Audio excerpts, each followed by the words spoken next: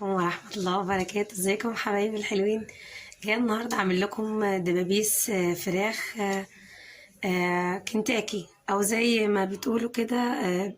كل الاطفال بتحبها، مفيش حد بيستغنى عنها. انا جبت هنا دبابيس فراخ وسلقتها.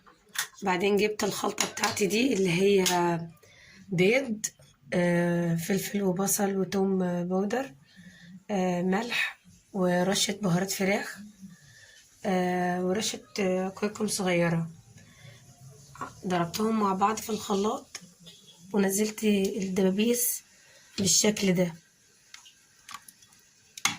باخدهم من هنا بنزلها في الفيجيتار، او الخلطة اللي انا عاملاها، هي خلطة دي انا عاملاها.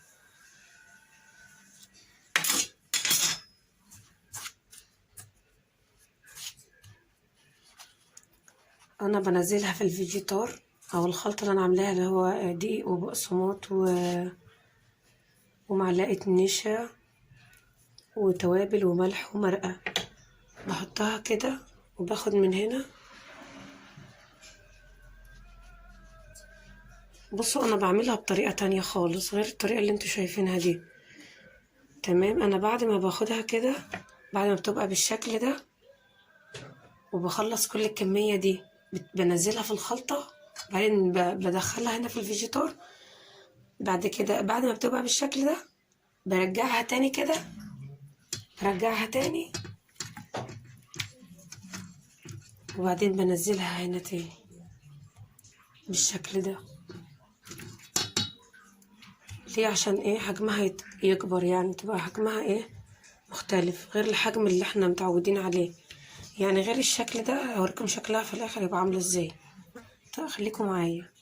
تاني بعد ما خلصت الكميه اللي هي الدبابيس اللي كانت موجوده عندي، بعد ما بقيت هي بالشكل ده، هنزلها تاني في البيض عشان انا عايزه حجمها يتضاعف وتبقى ايه، كبيره، يعني تبقى حلوه كده. هنمسك كده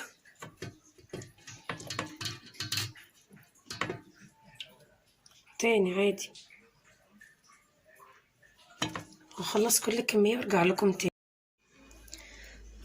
عملت معاها مكرونه بالصلصه، وادي شكل الدبابيس.